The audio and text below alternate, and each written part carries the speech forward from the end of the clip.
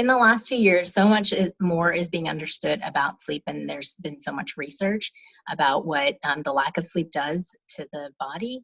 And the brain doesn't have traditional lymph nodes like the rest of the body, but it does have a lymphatic system, so to speak, and it's called the glymphatic system, and it's that system that's responsible for eliminating the waste of the brain, and it's during sleep that process happens.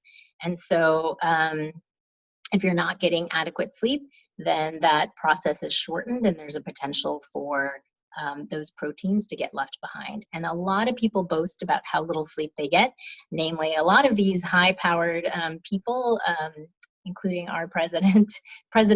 And they say they only get 4 to 6 hours of sleep. So you can say that they have a dirty brain. Their brains aren't getting quite cleaned. So imagine what their potential capacity would be if they were getting more sleep. So over half of employees studied in a recent study said that they didn't get enough sleep, and 1 in 5 call in sick so that they can catch up on sleep. And like I alluded to a minute ago, scientists are now theorizing that this byproduct being left behind in the brain, secondary to not sleeping adequate amounts, leads to these proteins being left behind and increases the likelihood of neurodegenerative diseases such as Alzheimer's. So it's super important to get the required amount of sleep. So what is that amount?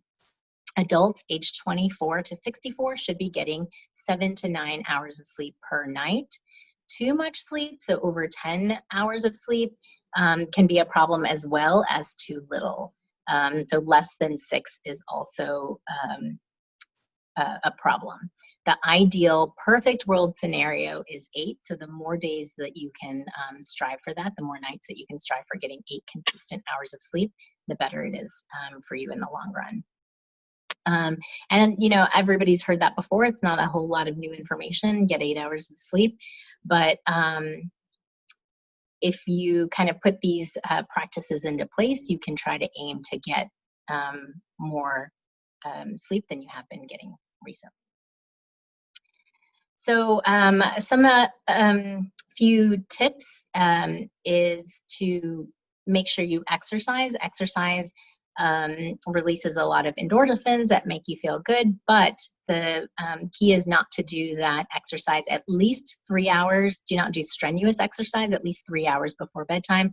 Mild stretching like yoga is fine, but doing strenuous exercise does increase those endorphins and adrenaline, and it can make you too wound up to go to sleep. So exercise is good for your health and it's good for sleep and promote sleep, but make sure you're not doing it at least 3 hours before bedtime. And even if you can just do at least 30 minutes during the day, it will help promote better sleep. Also, in taking healthy foods, a lot of times people reach for unhealthy snacks, especially now. It's really difficult not to reach for those chips because things have been so stressful. But and especially if you're eating not only junk food, but a lot of heavy items right before bed, it can inhibit good quality sleep. Because if your body is working to digest that heavy meal using all of the organs that it needs to process that meal, it's not resting and regenerating for daytime activity. So it can't do the job it needs to do to clean the brain and rest up for the next day if it's working on processing that meal, and may make it difficult for you to fall asleep and stay asleep. Also, of course, limit caffeinated food and beverages, but try to do that at least 8 hours before bedtime. So if your bedtime is 10 p.m., try not to have any caffeinated beverages after 2 p.m. And I know that's hard for a lot of people, but if you're having sleep difficulties, that's one of the things that you should really try to implement, even if you can just cut down by half after 2 to the amount of caffeine that you're ingesting. And then start working on eliminating it. It will help your sleep onset.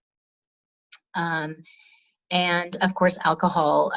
Stress and anxiety are at an all-time high right now, and so is alcohol consumption. And these things may seem relaxing initially, but it can hinder good sleep habit. It can hinder the deep REM sleep. So even though it may seem like, oh, I'm just having a couple glasses of wine at dinner because it helps relax me, it may be the reason that you're having a hard time.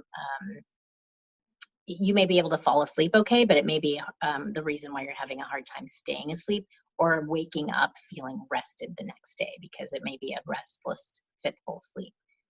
Um, and then light therapy, if you can use, of course, sunlight and bright lights during the day to sort of wake yourself up.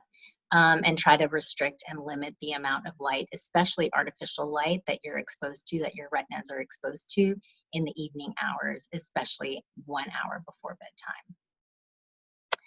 So as far as medications, they're not all medications are bad, especially if you're in a period of acquired sleep debt. Then it may be beneficial to take sleep aids to catch you up on sleep. But the problem arises when you can only sleep when those meds are taken, because your body's either become dependent on them or it stopped producing that sleep aid on its own because it's receiving it exogenously. So melatonin is an example. It's readily available. So easy to dose and use. There's all kinds of forms of it. And so people think, well, it's over the counter, it's easy to use, it's, you know, it's over the counter, so I must be able to use it, it must be safe. But families end up getting parents, patients end up getting dependent on it because your body says, oh, well, I'm getting this medication or hormone exogenously, so I don't need to produce it. So if you ever stop, um, a lot of times you'll have a hard time going back to sleep, or you'll end up needing more and more of it. So like I said, it's fine to use here and there. I love melatonin for jet lag, but when using it every day, it ends up um, biting you in the butt and the back end and backfiring. So try to restrict it if you can, or at least work on decreasing it gradually to work on eliminating it. And then, of course, medications that some people may not realize that you take can also alter sleep, like meds for ADD, as well as like certain cough medicines. So be mindful of that if you're having difficulty falling asleep. And talk to your doctor about weaning yourself off these medications if you are on them. Don't go cold turkey, but decreasing it by a half a dose or a quarter of a dose every few days or every week or so may help in the long run to get yourself off of it. So what do you do when you can't sleep? What happens a lot of times is people just say, well, I know I have to be up early. I have so much work to do. I have so much going on. I should be sleeping. Why aren't I sleeping? And you just keep laying in bed and tossing and turning and trying to sleep.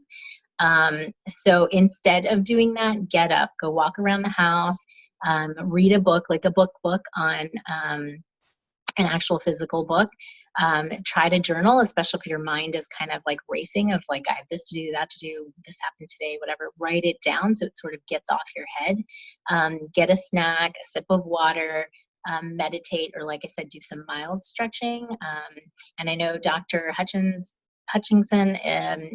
is going to do a chair yoga later today.